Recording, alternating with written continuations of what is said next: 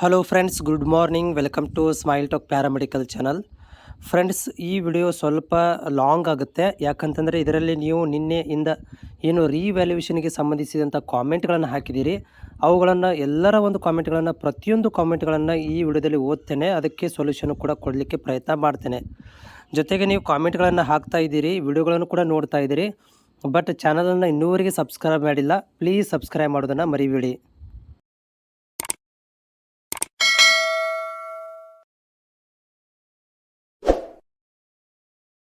Friends, ಈಗಾಗಲೇ ನಿಮ್ಮ ರಿಸಲ್ಟ್ಗಳನ್ನು announcement ಮಾಡಲಾಗಿದೆ. ಆದರೆ ಭಾಳಷ್ಟು ವಿದ್ಯಾರ್ಥಿಗಳು ತೊಂದರೆಗೊಳಗಾಗಿರುವಂಥದ್ದು. ಸಬ್ಜೆಕ್ಟ್ ಫೇಲ್ ಆಗಿದೆ ಮತ್ತು ಮಾರ್ಕ್ಸ್ ನಿಯರೆಸ್ಟ್ ಒಂದು 3 ಮಾರ್ಕ್ಸು 4 ಮಾರ್ಕ್ಸದಲ್ಲಿ ನನಗೆ ಫೇಲ್ ಮಾಡಿದ್ದಾರೆ. ಸೊ ಇದಕ್ಕೆ ಸಂಬಂಧಿಸಿದಂತಹ ಉತ್ತರಗಳನ್ನು ಕೂಡ ಕೇಳಲಿಕ್ಕೆ ನನಗೆ ಕಾಮೆಂಟ್ಗಳನ್ನು ಹಾಕಿದ್ದಾರೆ. ಸೊ ರಿಸಲ್ಟ್ಗಳು ಅನೌನ್ಸ್ಮೆಂಟ್ ಆಗಿದೆ. ಭಾಳಷ್ಟು ವಿದ್ಯಾರ್ಥಿಗಳು ಸೇಮ್ ಪ್ರತಿ ವರ್ಷದಂತೆ ಆ್ಯಸ್ ಯೂಸ್ವಲ್ ಆಗಿ ಏನಪ್ಪ ಅಂತಂದರೆ ಇಲ್ಲಿ ಕೂಡ ಏನು ಫೇಲ್ ಆಗಬೇಕಿತ್ತು ಫೇಲ್ ಆಗಿದ್ದಾರೆ, ಪಾಸ್ ಆಗಿದ್ದಾರೆ, ಆ ರೀತಿಯಾಗಿ ಆಗಿದೆ. ವ್ಯಾಲ್ಯೂಯೇಷನ್ ಕೂಡ ಹೋದ ವರ್ಷದಂತೆಯೇ ಈ ವರ್ಷವೂ ಕೂಡ ಆಗಿದೆ. ಯಾವುದೇ ಥರಂಥ ಬದಲಾವಣೆ ಆಗಿಲ್ಲ. ಆದರೂ ಕೂಡ ವಿದ್ಯಾರ್ಥಿಗಳು ಫೇಲ್ ಆಗಿ ಸಫರಲ್ಲಿದ್ದಾರೆ. ಸೊ ಅವ್ರುಗಳಿಗೆ ಒಂದು ಸೊಲ್ಯೂಷನ್ ಕೊಡುವಂಥ ಒಂದು ವಿಡಿಯೋ ಆಗಿದೆ ಇದು. ಸೊ ಒಂದು ವಿದ್ಯಾರ್ಥಿ ನಮಗೆ ಹಾಕಿರುವಂಥದ್ದು, ಸರ್ ನಂದು 19 ಮಾರ್ಕ್ಸ್ ಬಂದಿದೆ. ಓಕೆ, ಸೊ ಅನೆಟೊಮಿ ರೀವ್ಯಾಲ್ಯೂಷನ್ಗೆ ಹಾಕಲಾ ಅಂತ ಕೇಳ್ತಾ ಇದ್ದಾರೆ. ನೋಡಿ, ಅನೆಟೊಮಿಯಲ್ಲಿ 19 ಮಾರ್ಕ್ಸ್ ಬಂದಿದೆ, ರೀವ್ಯಾಲ್ಯೂಷನ್ ಹಾಕಲಾ ಅಂತ. ಸೊ ನೋಡಿ, ಇಲ್ಲಿ ಏನಂತಂದರೆ ಎಲ್ಲರ ಕಾಮೆಂಟ್ಗಳು ಹೆಂಗಿದಾವಪ್ಪ ಅಂತಂದರೆ, ರೀವ್ಯಾಲ್ಯೂಯೇಷನ್ ಹಾಕಿದರೆ ನಮಗೆ ಪಾಸ್ ಮಾಡ್ತಾರಾ ಅನ್ನೋ ಒಂದು ರೇಂಜಲ್ಲಿ ಕಾಮೆಂಟ್ಗಳು ಇರುವಂಥದ್ದು. ನಾನು 100 ಸಲ ಒಂದೇ ಹೇಳೋದು, ರೀವ್ಯಾಲ್ಯೂಯೇಷನ್ ಮೀನಿಂಗ್ ಏನಂತಂದರೆ ಮತ್ತೆ ನಿಮ್ಮ ಪೇಪರ್ಗಳನ್ನು ಚೆಕ್ ಮಾಡ್ತಾರೆ ಹೊಸದಾಗಿ. ಅಲ್ಲಿ ಮಾರ್ಕ್ಸ್ ಮತ್ತೆ ಆನ್ಸರ್ಗಳನ್ನು ಬೇರೆ ಲೆಕ್ಚರ್ಗಳು ಚೆಕ್ ಮಾಡ್ತಾರೆ. ಅದರಲ್ಲಿ ಮಾರ್ಕ್ಸ್ ಬರೋಂಗಿದ್ರೆ ಪಕ್ಕ ಏನು ಮಾಡ್ತಾರೆ ಅಂದರೆ ಅಂಕಗಳನ್ನು ಕೊಡ್ತಾರೆ. ಇಲ್ಲ ಅಂತಂದರೆ ಇನ್ನೂ ಕಡಿಮೆನೂ ಆಗ್ಬೋದು, ಜಾಸ್ತಿನೂ ಆಗ್ಬೋದು. ಇನ್ ಕೇಸ್ ಆಫ್ 19ಕ್ಕೆ 19 ಬಂದಿದೆ ಅಂತಂದರೆ ನಿಮ್ಮ ಪೇಪರ್ ನನಗನ್ಸುತ್ತೆ ಚೆಕ್ಕೇ ಮಾಡಿಲ್ಲ ಅಂಥೇಳಿ. ನೆಕ್ಸ್ಟ್ ಕಾಮೆಂಟ್ ಇದೆ, ಸರ್ ನಂದು ಪ್ರಾಕ್ಟಿಕಲ್ದು ರೀವ್ಯಾಲ್ಯೂಯೇಷನ್ ಹಾಕಬೇಕಾ ಸರ್? 2 ವಿಡಿಯೋ ಮಾಡಿ ನಮ್ಮ ಕಾಮೆಂಟ್ಗೆ ರಿಪ್ಲೈ ಮಾಡಿ ಅಂತ ಹೇಳಿದ್ದಾರೆ. ನೋಡಿ, ಇವ್ರೇನು ಹೇಳ್ತದಂದರೆ, ಈಗ ಥಿಯರಿಯಲ್ಲಿ ಫೇಲ್ ಆಗಿದ್ದಾರೆ, ಪ್ರಾಕ್ಟಿಕಲ್ಗೂ ನಾವು ಮತ್ತೆ ರೀವ್ಯಾಲ್ಯೂಯೇಷನ್ ಹಾಕಬೇಕಂತ ಇಲ್ಲ. ಪ್ರಾಕ್ಟಿಕಲ್ಗೆ ಅದಕ್ಕೆ ರೀವ್ಯಾಲ್ಯೂಯೇಷನ್ ಇರೋದಿಲ್ಲ, ಅದು ಕಾನ್ಸ್ಟೆಂಟ್ ಆಗಿರುತ್ತೆ. ಬರೀ ಓನ್ಲಿ ಥಿಯರಿ ಮಾತ್ರ ನಿಮಗೆ ಇಲ್ಲಿ ಚೆಕ್ ಮಾಡ್ತಾರೆ. ಥಿಯರಿ ಪೇಪರ್ ಮಾತ್ರ ಇಲ್ಲಿ ಚೆಕ್ ಮಾಡುವಂಥದ್ದು. ನಿಮ್ಮ ಪ್ರಾಕ್ಟಿಕಲ್ ಮಾರ್ಕ್ಸ್ಗಳನ್ನು ಹೆಂಗೆ ಅವನ್ನೇ ಟಚ್ ಮಾಡೋಕ್ಕೆ ಹೋಗೋದಿಲ್ಲ, ಅವು ಹೆಂಗಿದಾವೆ ಹಾಗೆ ಇರ್ತವೆ. ಬರೀ ಓನ್ಲಿ ನೀವು ಇಲ್ಲಿ ಥಿಯರಿಗೆ ಮಾತ್ರ ಅಪ್ಲೈ ಮಾಡಬೇಕು. ಥಿಯರಿ ಮಾತ್ರ ನಿಮಗೆ ರೀವ್ಯಾಲ್ಯೂಯೇಷನ್ ಮಾಡ್ತಾರೆ. ನೆಕ್ಸ್ಟ್ ಕ್ವಶನ್, ಸರ್ ಫೌಂಡೇಶನ್ 33 ಇದೆ, ರೀವ್ಯಾಲ್ಯೂಯೇಷನ್ ಹಾಕೋಕ್ಕೆ ಪಾಸ್ ಆಗುತ್ತಾ ಅಂತ. ನೋಡಿ, ಫೌಂಡೇಶನ್ಗೆ ನಿಮಗೆ ಸಬ್ಜೆಕ್ಟಲ್ಲಿ ನಿಮಗೆ 33 ಮಾರ್ಕ್ಸ್ ಬಂದಿದೆ. ಆದರೆ ನಿಮಗೆ ಇದನ್ನು ಹಾಕಿದರೆ ಪಾಸ್ ಮಾಡ್ತಾರಂತ ಹೇಳಕ್ಕೆ ಹೋಗಬೇಡಿ. ಮತ್ತೊಂದು ಸಲ ನಿಮ್ಮದು ರೀವ್ಯಾಲ್ಯೂಯೇಷನ್ ಮಾಡ್ತಾರೆ ಪೇಪರನ್ನು. ಅದರಲ್ಲಿ ಏನಾದರೂ ನೀವು ಮತ್ತು ಬೇರೆ ಲೆಕ್ಚರ್ಗಳು ಚೆಕ್ ಮಾಡಿ ಏನಾದರೂ ಮಾರ್ಕ್ಸ್ಗಳು ಬರಬಹುದಾ ಅಂತ ನೋಡ್ತಾರೆ. ಮಾರ್ಕ್ಸ್ಗಳು ಬಂದು ಅಂತಂದರೆ ಅಲ್ಲಿ ಮತ್ತೆ ಹೊಸದಾಗಿ ಮಾರ್ಕ್ಸ್ಗಳನ್ನು ಕೊಡ್ತಾರೆ. ಈ ಏನು ಮಾರ್ಕ್ಸ್ ಇರ್ತಾವಲ್ಲ ಇವುಗಳನ್ನು ಕನ್ಸಿಡರ್ ಮಾಡೋದಿಲ್ಲ. ಓಕೆ, ನೆಕ್ಸ್ಟ್ ಕಾಮೆಂಟಲ್ಲಿ ಸ್ವಲ್ಪ ದೊಡ್ಡದಿದೆ, ರೀವ್ಯಾಲ್ಯೂಯೇಷನ್ ಹಾಕಿದರೆ ಏನು ಪ್ರಾಬ್ಲಮ್ ಆಗುತ್ತಾ? ನಮ್ಮ ಕಾಲೇಜಲ್ಲಿ second year first year fail ಆದರೆ ಇಯರ್ ಎಕ್ಸಾಮ್ಗೆ ಕೂರಿಸಲ್ಲ ಸರ್.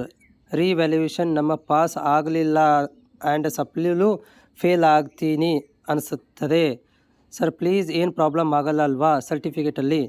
ಹೇಳಿ ಸರ್. ಒಂದು ವಿಡಿಯೋ ಕಾಮೆಂಟ್ ನೋಡಿಲ್ಲ ಅಂದರು, ಸರ್ 20 ಮಾರ್ಕ್ಸ್ ಕಡಿಮೆ ಇದೆ, ಮತ್ತೆ ಹಾಕಿದರೆ ರೀವ್ಯಾಲ್ಯೂಯೇಷನ್ ಬರುತ್ತಾ ಹೇಳಿ ಪ್ಲೀಸ್. ಕೊಡ್ತಾರಾ ಮಾರ್ಕ್ಸನ್ನು? ರೀವ್ಯಾಲ್ಯೂಯೇಷನ್ ಹಾಕಿದರೆ ನಮಗೆ ಮುಂದೆ ಪ್ರಾಬ್ಲಮ್ ಆಗುತ್ತಾ?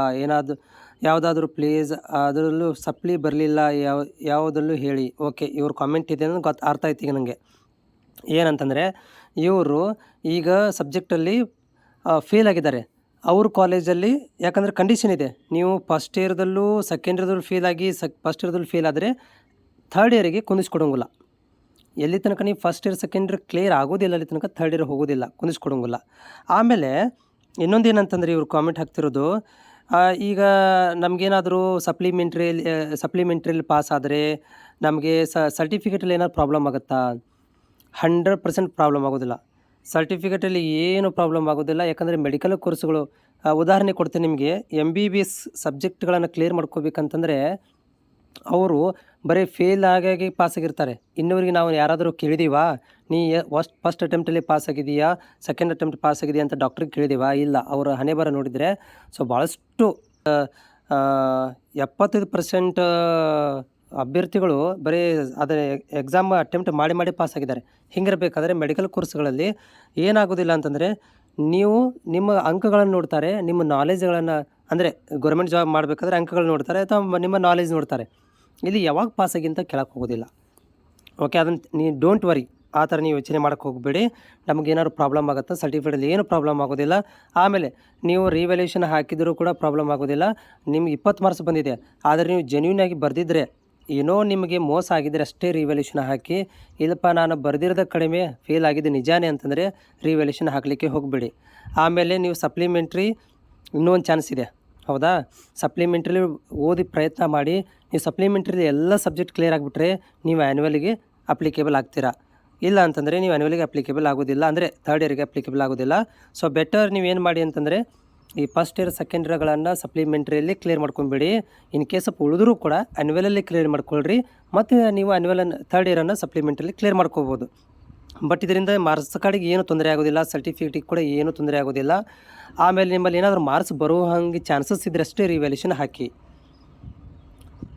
ಪ್ಲೀಸ್ ನಂದು ಕಡಿಮೆ 21 ರಿವ್ಯಾಲ್ಯೂಯೇಷನ್ ಹಾಕಲ್ಲ ಬೇಸ್ವಾ, ಪ್ಲೀಸ್ ಹೇಳಿ ಏನು ಮಾಡಬೇಕು ಅಂತ. 21 ಬಂದಿದೆ. 21 ಬಂದದಲ್ರಿ, ನೋಡಿರಿ ಒಂದು ಎಕ್ಸಾಂಪಲ್ ಕೊಡ್ತೀನಿ ನಾನು. ಒಂದಷ್ಟು ವಿದ್ಯಾರ್ಥಿಗಳದ್ದು ಹೋಸಲ 18 ಬಂದಿತ್ತು. ಅವರು ರಿವ್ಯಾಲ್ಯೂಯೇಷನ್ ಹಾಕಿದಾಗ ಅವ್ರಿಗೆ 48 ಬಂತು. ಹೆಂಗೆ ಬಂತು ಅಂದರೆ, ವ್ಯಾಲ್ಯೂಯೇಷನ್ ಸ್ವಲ್ಪ ಸರಿಯಾಗಿ ಮಾಡಿರಲಿಲ್ಲ ಅನಿಸುತ್ತೆ. ಯಾರೋ ಸರಿಯಾಗಿ ಚೆಕ್ ಮಾಡಿರಲಿಲ್ಲ. ಯಾವಾಗ ರಿವ್ಯಾಲ್ಯೂಯೇಷನ್ ಹಾಕಿದ್ರು ಮತ್ತೊಂದು ಸಲ ಚೆಕ್ ಮಾಡಿದರು, ಅವರಿಗೆ ಮಾರ್ಕ್ಸ್ಗಳು ಜಾಸ್ತಿ ಬಂದು. ನಿಮಗೆ 21 ಬಂದಿದೆ ನಿಜ, ಆದರೆ ನೀವು ಚೆನ್ನಾಗಿ ಬರೆದಿದ್ದರೆ ರಿವ್ಯಾಲ್ಯೂಯೇಷನ್ ಹಾಕಿ. ನೀವು ಬರೆದಿಲ್ಲ ಅಂತಂದರೆ ರಿವ್ಯಾಲ್ಯೂಯೇಷನ್ ಹಾಕಿಬಿಡಿ. ನಮ್ಗೆ ಇನ್ನೂ ಮಾರ್ಕ್ಸ್ ಬರಬೇಕಿತ್ತು ಅಂತ ಜೆನ್ಯೂನ್ ಆಗಿ ನಿಮ್ಮಲ್ಲಿ ಗೊತ್ತಿದ್ದರೆ ಅಷ್ಟೇ ರಿವ್ಯಾಲ್ಯೂಯೇಷನ್ ಹಾಕಿ. ಮಾರ್ಕ್ಸ್ಗಳು ಮತ್ತೊಂದು ಸಲ ಚೆಕ್ ಮಾಡ್ತಾರೆ, ಅವ್ರ ಪ್ರಕಾರ ಮಾರ್ಕ್ಸ್ ಬರೋಂದಿದೆ ಕೊಡ್ತಾರೆ. Bro, the passing rate seems to be significantly low, around 40% passing, 60% failing. Is there any specific reasons for this specially on the first year? So ಏನಾಗಿದೆ ಅಂತಂದರೆ, ಇವರು ಹೇಳ್ತಾ ಇರೋದು, ನಮ್ಮ ಈಗ ಫಸ್ಟ್ ಇಯರ್ದಲ್ಲಿ ಯಾಕೋ ಕಡಿಮೆ ಆಗಿದೆ. 40% ಪಾಸ್ ಆಗಿದ್ದಾರೆ, 60% ಫೇಲ್ ಆಗಿದ್ದಾರೆ. ಏನಾಗ್ತಾಯಿದೆ ಅಂತೇಳಿ, ಇದು 100% ನಿಜ ರೀ. ಏನಾಗಿದೆ ಅಂತಂದರೆ, ಭಾಳಷ್ಟು ಕರ್ನಾಟಕದಲ್ಲಿ ಎಲ್ಲ ವಿದ್ಯಾರ್ಥಿಗಳು ಡೈರೆಕ್ಟ್ ಎಕ್ಸಾಮಿಗೆ ಬರ್ತಾಯಿದ್ದಾರೆ. ನಿಜವಾಗ್ಲೂ ಹೇಳ್ತಿದ್ದಾರೆ, ಡೈರೆಕ್ಟ್ ಎಕ್ಸಾಮಿಗೆ ಕಟ್ಟಿ ಬರ್ತಾಯಿದ್ದಾರೆ. ಸೊ ಅವರಲ್ಲಿ ಥಿಯರಿಟಿಕಲಿ ನಾಲೆಜ್ ಇಲ್ಲ, ಪ್ರಾಕ್ಟಿಕಲಿ ಅಪ್ಲೈ ಮಾಡೋಕ್ಕೆ ಹೋಗ್ತಾರೆ. ಫಸ್ಟ್ ಇಯರ್ದಲ್ಲಿ ಪ್ರಾಕ್ಟಿಕಲಿ ಇರೋದಿಲ್ಲ ಜಾಸ್ತಿ. ಥಿಯರಿಯನ್ನು ನೀವು ಪ್ರಯಾರಿಟಿ ಕೊಡಬೇಕಾಗತ್ತೆ, ಅಲ್ಲಿ ಬೇಸಿಕ್ ಇರುತ್ತದೆ. ಆವಾಗ ಅವ್ರು ಏನು ಮಾಡ್ತಾರೆ ಅಂದರೆ, ಡೈರೆಕ್ಟ್ ಎಕ್ಸಾಮ್ ಬರೆಯೋಕ್ಕೆ ಬಂದಾಗ ಒಂದಷ್ಟು ಸೆಂಟರ್ಗಳಲ್ಲಿ ಏನಾದರೂ ಹೇಳ್ಕೊಟ್ರೆ ಪಾಸ್ ಆಗ್ತಾರೆ. ಇಲ್ಲ ಅಂತಂದರೆ ಡೈರೆಕ್ಟ್ ಎಕ್ಸಾಮ್ ಬರೆಯೋರು ಏನೇನೋ ಕೊಂಡ ಬರೆಯೋಕ್ಕೆ ಹೋಗ್ತಾರೆ, ಫೇಲ್ ಆಗಿಬಿಡ್ತಾರೆ. ಅದೇ ಹಣೆಬರಾಗಿರೋದು. ಈ ಡೈರೆಕ್ಟ್ ಎಕ್ಸಾಮ್ ಬರ್ತಾರಲ್ಲ, ಅವರಲ್ಲಿ ಭಾಳಷ್ಟು ವಿದ್ಯಾರ್ಥಿಗಳು ಡೈರೆಕ್ಟ್ ಏನಾದರೂ ಒಂದು ಗೋಲ್ಮಾಲ್ ಮಾಡಿ ಪಾಸ್ ಆಗೋಣಂತ ಬಂದಾಗ ಈ ರೀತಿ ಆಗುತ್ತೆ ಒಂದು. ಆಮೇಲೆ ಇಯರ್ ಬೈ ಇಯರ್ ಸ್ಟಡಿ ಹಾಳಾಗ್ತಾ ಇದೆ. ಸ್ಟಡಿ ಮಾಡುವಂಥ ಒಂದು ಕಾನ್ಸಂಟ್ರೇಟಲ್ಲಿ ಸ್ಟಡಿ ಮಾಡುವಂತಹ ಒಂದು ಕೆಪಾಸಿಟಿ ವಿದ್ಯಾರ್ಥಿಗಳಲ್ಲಿ ಇಲ್ಲ. ನಾನು ನೋಡಿದ ಹಾಗೆ ಅವರುಗಳು ಏನಪ್ಪ ಅಂದರೆ, ಎಕ್ಸಾಮ್ ಟೈಮಲ್ಲಿ ಮಾತ್ರ ಓದಿ ಪಾಸ್ ಆದರೆ ಸಾಕು ಅನ್ನೋ ರೇಂಜಲ್ಲಿದ್ದಾರೆ. ಈ ರೀತಿ ಇರಬೇಕಾದ್ರೆ ಮತ್ತು ರಿಸಲ್ಟ್ ಏನು ಡೌನ್ ಆಗೋಲ್ಲ, ಏನು ಜಾಸ್ತಿ ಅಂತ ಆಗೋದಿಲ್ಲ.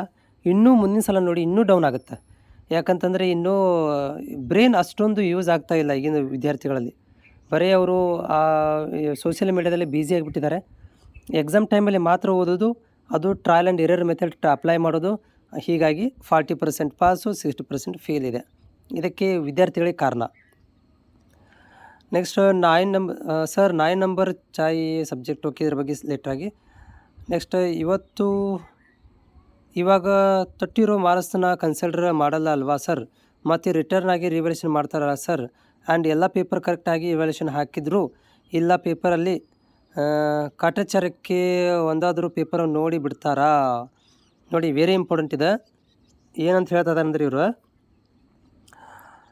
ಸೊ ನಾನು ಪೇಪರ್ ವ್ಯಾಲ್ಯೂಯೇಷನ್ ಹಾಕಿದರೆ ಕರೆಕ್ಟಾಗಿ ಚೆಕ್ ಮಾಡ್ತಾರಾ? ಇದರ ಬಗ್ಗೆ ನಾನು ಗ್ಯಾರಂಟಿ ಕೊಡೋಂಗಿಲ್ಲ. ಯಾಕಂದ್ರೆ ಪ್ರತಿ ವರ್ಷ ನೋಡ್ತಾ ಇದ್ದೀವಿ ನಿಮ್ಮ ಮಾರ್ಕ್ಸ್ ಹೆಂಗಿದೆ. ಫಾರ್ ಎಕ್ಸಾಂಪಲ್, ನಿಮ್ದು 15 ಮಾರ್ಕ್ಸ್ ಇದ್ದರೆ 15 ಮಾರ್ಕ್ಸನ್ನೇ ಇಟ್ಟು ಕಳಿಸ್ತಾ ಇದ್ದಾರೆ. ಹೋದ ವರ್ಷ ಆಗಿರುವಂಥ ಥಿಯರಿ ಹೇಳ್ತಾ ಇದ್ದೀನಿ. ಹೆಂಗೆ ಸಾಧ್ಯ ಇದು? 15 ಮಾರ್ಕ್ಸನ್ನು ನೀವು ಆ್ಯನ್ಯುವಲ್ನಲ್ಲಿ ತೊಗೊಂಡಿದ್ದೀರಾ, ರಿವ್ಯಾಲ್ಯೂಯೇಷನ್ ಹಾಕಿದಾಗ ಅದೇ ಪೇಪರನ್ನು ಬೇರೆಯವರು ಚೆಕ್ ಮಾಡಿದಾಗ ಕೂಡ 15 ಹೆಂಗೆ ಬಂತು? ಇದು ನನಗೆ ಈಗಾದರೂ ಡೌಟ್ ಇದೆ. ಸೇಮ್ ಹೆಂಗಾಗುತ್ತೆ? ಹೊಸದಾಗಿ ಪೇಪರ್ ಚೆಕ್ ಆಗ್ತಾಯಿದೆ, ಹೌದಾ? ಇದರ ಮೇಲೆ ನನಗೆ ಇನ್ನೂ ಕೂಡ ಡೌಟ್ ಇದೆ.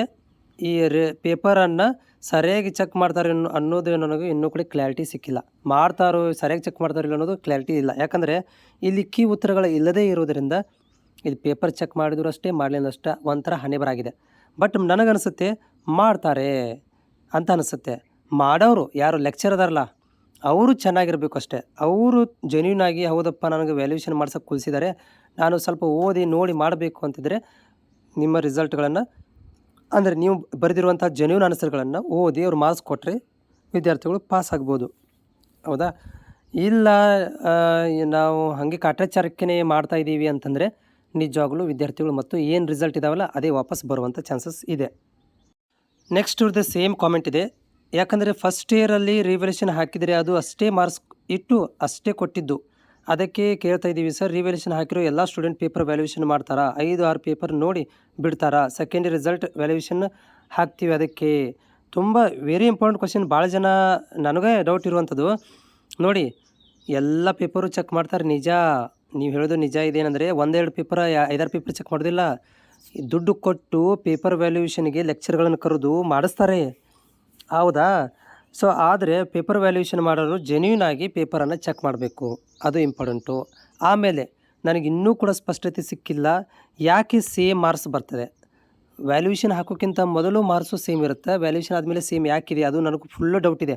ಹೆಂಗೆ ಸಾಧ್ಯ? ಆ್ಯನ್ಯುವಲ್ದಲ್ಲಿ ಬೇರೆಯವರು ಪೇಪರ್ ಚೆಕ್ ಮಾಡಿರ್ತಾರೆ, ರಿವ್ಯಾಲ್ಯೂಯೇಷನ್ದಲ್ಲೂ ಕೂಡ ಬೇರೆಯವರು ಚೆಕ್ ಮಾಡಿರ್ತಾರೆ. ಇಬ್ಬರದ್ದು ಹೇಗೆ ಮೈಂಡ್ ಸೆಟ್ ಇರುತ್ತೆ, ಹೇಗೆ ಮಾರ್ಕ್ಸ್ ಬರ್ತವೆ? ನನಗೆ ಸ್ವಲ್ಪ ಇದರಲ್ಲಿ ಒಂಥರ ಏನಪ್ಪ ಅಂತಂದರೆ ಈ ರೀತಿ ಕಾಣಿಸ್ತಾ ಇದೆ ನನಗೆ. ಸಮ್ಟೈಮ್ಸ್ ಅಷ್ಟೇ, ಒಂದಷ್ಟು ಸೆಂಟ್ರಲ್ಲಿ ಈ ರೀತಿ ಕಾಣಿಸುತ್ತೆ. ರಿಮೇನಿಂಗ್ ನಾನು ನೋಡಿದಾಗೆ ಭಾಳಷ್ಟು ಸೆಂಟರ್ಗಳಲ್ಲಿ ಪೇಪರ್ ಜೆನ್ಯೂನ್ ಆಗಿ ಚೆಕ್ ಮಾಡ್ತಾಯಿದ್ದಾರೆ. ಓಕೆನಾ? ನಿಮ್ಮ ಹೋಪ್ ಇದು ನಿಮಗೆ ಕ್ಲಿಯರ್ ಆಗಿದೆ ಅಂದ್ಕೊಂಡಿದ್ದೆ. ಈಗ ನೀವು ಡಿಸೈಡ್ ಮಾಡ್ಕೋಬೇಕು, ಯಾಕಂತಂದರೆ ಇದಕ್ಕೆ ಯಾರೂ ಅಬ್ಜೆಕ್ಷನ್ ಹಾಕೋರಿಲ್ಲ ಇದಕ್ಕೆ, ಯಾಕಂತಂದರೆ ಇದಕ್ಕೆ ಕೀ ಆನ್ಸರ್ ಇಲ್ಲ ಸಂಬಂಧ ಈ ಥರ ಪ್ರಾಬ್ಲಮ್ ಆಗ್ತಾ ಇರೋದು. ಓಕೆ, ನೆಕ್ಸ್ಟ್ ಕಾಮೆಂಟ್ ಇವ್ರದ್ದೇ ಇದೆ. ಸರ್, ಒಂದು ಸಬ್ಜೆಕ್ಟ್ 30 ಮಾರ್ಕ್ಸ್ ಇದೆ, ಇನ್ನೊಂದು 34 ಇದೆ, ರಿವ್ಯಾಲ್ಯೂಯೇಷನ್ ಹಾಕಿದರೆ ಪಾಸ್ ಆಗುತ್ತಾ? ನೋಡಿ, ನೀವು 30 ಬಂದಿದ್ದ ಮೇಲೆ ನೀವೇನಾದರೂ ಚೆನ್ನಾಗಿ ಬರೆದಿದ್ದರೆ, ನೀವು ಅಲ್ಲಿ ನೀವು ಎಕ್ಸೆಪ್ಟೇಷನ್ ಮಾಡ್ಕೊಂಡು ಕೂತಿದ್ರೆ ನಾನು ಬರಬೇಕಿತ್ತು ಅಂತಂದರೆ ರಿವ್ಯಾಲ್ಯೂಯೇಷನ್ ಹಾಕಿ, ಪಕ್ಕ ವ್ಯಾಲ್ಯೂಯೇಷನ್ ಆಗಲಿ ಇನ್ನೊಂದು ಸಲ ಮಾಡ್ತಾರೆ ಅಂತ ಅಂದ್ಕೊಂಡಿದ್ದೀನಿ. ಬಟ್ ಅದು ಏನೋ ಹೋದ ವರ್ಷ ಲೆಕ್ಕಾಚಾರ ನೋಡಿದರೆ ನನಗಂತೂ ಈಗಾದರೂ ಈ ಪ್ಯಾರಾಮೆಡಿಕಲ್ GNM ಮೇಲೆ ಏನು ಮಾರ್ಕ್ಸ್ ಇಟ್ಟಿರ್ತಾರೆ ಅದನ್ನೇ ಕಳಿಸ್ತಾರೆ. ನಾನು ಭಾಳಷ್ಟು ಇದ್ರ ಬಗ್ಗೆ ವಿಡಿಯೋ ಮಾಡಿ ಹಾಕಿದ್ದೇನೆ. ಆ ಥರ ಮಾಡಿದರೆ ಏನು ಮಾಡೋಕ್ಕಾಗೋದಿಲ್ಲ. ಸೊ ನೆಕ್ಸ್ಟ್ ಕಾಮೆಂಟ್ ಇದೆ, what is the answer script? Answer script means your answer papers. ನಿಮ್ಮ ಆನ್ಸರ್ ಪೇಪರ್ ಇದಾವಲ್ರಿ, ಅವಕ್ಕೆ ಆನ್ಸರ್ ಸ್ಕ್ರಿಪ್ಟ್ ಅಂತ ಕರೀತಾರೆ. Okay, next yes, hello sir, revaluation ಹೇಗೆ ಮಾಡ್ತಾರೆ? ಸರಿಯಾಗಿ ವ್ಯಾಲ್ಯೂಯೇಷನ್ ಮಾಡ್ತಾರೆ ಇಲ್ಲೋ ಸರ್? ಎಕ್ಸಾಮ್ ಮುಗಿದ ಮೇಲೆ ಫೇಲ್ ಆಗ್ತೀನಿ, ಸರಿ ಆಗಿಲ್ಲ, ನನ್ನ ಪೇಪರ್ ಅಂದೋರು ಫಸ್ಟ್ ಕ್ಲಾಸಲ್ಲಿ ಪಾಸ್ ಆಗಿದ್ದಾರೆ, ಮತ್ತು ಸ್ಕೋರ್ ಮಾಡ್ತೀವಿ ಅನ್ನೋರು ಸೆಕೆಂಡ್ ಕ್ಲಾಸಲ್ಲಿ ಪಾಸ್ ಆಗಿದ್ದಾರೆ, ಇಷ್ಟೇ ಕೊಡಬೇಕು ಅಂತ ಫಿಕ್ಸ್ ಆಗಿ ವ್ಯಾಲ್ಯೂಯೇಷನ್ ಮಾಡ್ತಾರಾ ಸರ್ ವ್ಯಾಲ್ಯೂಯೇಟರ್ಸ್? ಈ ವಿಷಯದ ಬಗ್ಗೆ ಹೇಳಿ. ಓಕೆ, ನನಗೆ ಸುಮಾರು ಸಲ ಇವ್ರು ಕಾಮೆಂಟ್ ಹಾಕಿದ್ದಾರೆ. ಇವ್ರ ಪ್ರಶ್ನೆ ಏನಂತಂದರೆ, ನಾವು ವ್ಯಾಲ್ಯೂಯೇಷನ್ ಹಾಕಿದರೆ ಸರಿಯಾಗಿ ವ್ಯಾಲ್ಯೂಯೇಷನ್ ಮಾಡ್ತಾರೋ ಇಲ್ಲೋ, ಹಾಗೆ ಕಾಟಾಚಾರಕ್ಕೆ ಮಾಡ್ತಾರೋ? ಆಮೇಲೆ ಫೇಲ್ ಆಗ್ತೀವಿ ಅನ್ನೋರು ಫಸ್ಟ್ ಕ್ಲಾಸಲ್ಲಿ ಪಾಸ್ ಆಗಿದ್ದಾರೆ, ಫಸ್ಟ್ ಕ್ಲಾಸಲ್ಲಿ ಪಾಸ್ ಆಗ್ತೀವಿ ಅನ್ನೋರು ಸೆಕೆಂಡ್ ಕ್ಲಾಸಲ್ಲಿ ಪಾಸ್ ಆಗಿದ್ದಾರೆ. ಸೊ ಈ ರೀತಿ ಆಗ್ತಾ ಇದೆಯಲ್ಲ. ಆಮೇಲೆ ರಿವ್ಯಾಲ್ಯೂಯೇಷನ್ ಹಾಕಿದರೆ ವ್ಯಾಲ್ಯೂಯೇಟರ್ಗಳು ಇಷ್ಟೇ ಫಿಕ್ಸ್ ಮಾರ್ಕ್ಸ್ ಕೊಡಬೇಕಂತ ಏನಾದರೂ ರೂಲ್ಸ್ ಇದೆಯಾ? ಅದ್ರ ಬಗ್ಗೆ ಮಾಹಿತಿ ಕೊಡಿ. ಏನೂ ರೂಲ್ಸ್ ಇಲ್ಲ, ಯಾವುದೇ ರೂಲ್ಸ್ ಇಲ್ಲ. ಮತ್ತೊಂದು ಸಲ ಪೇಪರ್ ಚೆಕ್ ಆಗುತ್ತೆ, ಆದರೆ ಚೆಕ್ ಜೆನ್ಯೂನ್ ಆಗಿ ಮಾಡಿದರೆ ನಿಮ್ಮ ಪೇಪರ್ ಚೆಕ್ ಆಗುತ್ತೆ. ಚೆಕ್ ಆಗೋದ್ರ ಬಗ್ಗೆ ನಂಗೆ ಗ್ಯಾರಂಟಿ ಇಲ್ಲ. ಸೊ ಚೆಕ್ ಮಾಡೋರು ಕೂಡ ಮೇಲೆ ಗ್ಯಾರಂಟಿ ಇಲ್ಲ, ಯಾಕಂದರೆ ಇದಕ್ಕೆ ಕೀ ಆನ್ಸರ್ ಇಲ್ಲ. ದೊಡ್ಡ ಪ್ರಾಬ್ಲಮ್ ಏನಂದ್ರೆ ಇಲ್ಲಿ ಕೀ ಆನ್ಸರ್ ಇಲ್ಲಲ್ಲ, ಇದೇ ದೊಡ್ಡ ಪ್ರಾಬ್ಲಮ್. ಕೀ ಆನ್ಸರ್ ಇದ್ದಿದ್ರೆ ಅಬ್ಜೆಕ್ಷನ್ ಹಾಕ್ಬೋದಿತ್ತು, ಬಟ್ ಕೀ ಆನ್ಸರ್ ಇಲ್ಲದ ಕಾರಣ ಈ ರೀತಿ ಆಗ್ತಾಯಿದೆ. ಸೊ ಪೇಪರ್ ವ್ಯಾಲ್ಯೂಯೇಷನ್ ನಿಮ್ಮ ಜೆನ್ಯೂನ್ ಆಗಿ ಮಾಡಿದರೆ ನಿಮಗೆ ಮಾರ್ಕ್ಸ್ ಸಿಗ್ತವೆ, ಜೆನ್ಯೂನ್ ಆಗಿ ಮಾಡಿಲ್ಲ ಅಂತಂದರೆ ಮಾರ್ಕ್ಸ್ ಸಿಗೋದಿಲ್ಲ. ಇದಕ್ಕೆ ವ್ಯಾಲ್ಯೂಯೇಟರ್ಗಳೇ ಕಾರಣ. ಯಾಕಂದರೆ ಅವ್ರು ಹೆಂಗೆ ಮಾಡ್ತಾರೆ ಅವ್ರ ಮೇಲೆ ನಿಮ್ಮ ಮಾರ್ಕ್ಸ್ ಡಿಪೆಂಡ್ ಇದೆ. ಅವರು ಮನಸ್ಸಲ್ಲಿ ಏನು ಇಟ್ಕೊಂಡು ಮಾಡ್ತಾರೆ ಗೊತ್ತಿಲ್ಲ. ಆಮೇಲೆ ಅವರು ಯಾವ ರೀತಿಯಾಗಿ ಮಾಡ್ತಾರೆ ಅದು ಕೂಡ ಹೇಳೋಕ್ಕೆ ಕಷ್ಟ ಆಗುತ್ತೆ. ಯಾಕಂದರೆ ಪ್ರತಿಯೊಬ್ಬರು, ಯಾಕಂದರೆ ಸೆಂಟ್ರ್ಗಳು ಕರ್ನಾಟಕದಲ್ಲಿ ಭಾಳ ಇದ್ದಾವೆ. ಅವ್ರವ್ರ ಮನಸ್ಸಲ್ಲಿ ಡಾಕ್ಟ್ರುಗಳು, ಆಮೇಲೆ MSc ಆದವರು, PhD ಆದವರು, ಅವ್ರ ಮನಸ್ಸಲ್ಲಿ ಏನಿದೆ ಅಂತ ನನಗೂ ಕೂಡ ಹೇಳೋಕ್ಕಾಗೋದಿಲ್ಲ. ಬಟ್ ವ್ಯಾಲ್ಯೂಯೇಷನ್ ಆಗೋದನ್ನು ನಾನು ಕಣ್ಣಾರೆ ನೋಡ್ತೀನಿ. ನಿಮ್ಮ ವ್ಯಾಲ್ಯೂಯೇಷನ್ ಆಗೋದನ್ನು ನಾನು ಯಾವಾಗ ವ್ಯಾಲ್ಯೂಯೇಷನ್ ಇರುತ್ತೆ ಅವಾಗ ಕಣ್ಣಾರೆ ವ್ಯಾಲ್ಯೂಯೇಷನ್ ನೋಡ್ತೀನಿ. ವ್ಯಾಲ್ಯೂಯೇಷನ್ ಮಾಡ್ತಿರ್ತಾರೆ, ಆದರೆ ಅದನ್ನು ಅವ್ರು ಎಷ್ಟು ಮಾರ್ಕ್ಸ್ ಕೊಡ್ತಾರೆ ಅನ್ನೋದು ಗೊತ್ತಾಗೋದಿಲ್ಲ. ಆದರೆ ವ್ಯಾಲ್ಯೂಯೇಷನ್ ಮಾಡ್ತಿರ್ತಾರೆ ಸೆಂಟರ್ಗಳಲ್ಲಿ. ಜೆನ್ಯೂನ್ ಭಾಳ ಜನ ಕಡಿಮೆ ಇರೋದು, ಜೆನ್ಯೂನ್ ಆಗಿ ಮಾಡೋರು. ಬಟ್ ಇಷ್ಟೇ ಮಾರ್ಕ್ಸ್ ಅಂತ ಇರೋದಿಲ್ಲ. ಈಗ ನೀವು 8 ಬಿದ್ದು 80 ಆಗ್ಬೋದು, ಆಮೇಲೆ 68 ಆಗ್ಬೋದು. ಅದು ನಿಮ್ಮ ಆನ್ಸರ್ ಮೇಲೆ ಡಿಪೆಂಡ್ ಆಗಿರುತ್ತೆ. Next thank you sir. Revaluation result ಯಾವಾಗ ಬರುತ್ತೆ? ರಿವ್ಯಾಲ್ಯೂಯೇಷನ್ ರಿಸಲ್ಟ್ ಇನ್ನೂ ತುಂಬ ಲೇಟ್ ಆಗುತ್ತೆ. Maybe next month ending ತನಕ ಬರುತ್ತೆ ರಿವ್ಯಾಲ್ಯೂಯೇಷನ್ ರಿಸಲ್ಟ್. ಹೋಪ್ ಇದು ನಿಮ್ಮ ಕಾಮೆಂಟ್ಗಳು ನಿಮಗೆ ಯೂಸ್ಫುಲ್ ಆಗಿದೆ ಅಂತ ಅಂದ್ಕೊಂಡಿದ್ದೀನಿ. ಚಾನಲ್ಗೆ ಹೊಸಬರಾಗಿದ್ದರೆ ಸಬ್ಸ್ಕ್ರೈಬ್ ಮಾಡಿ.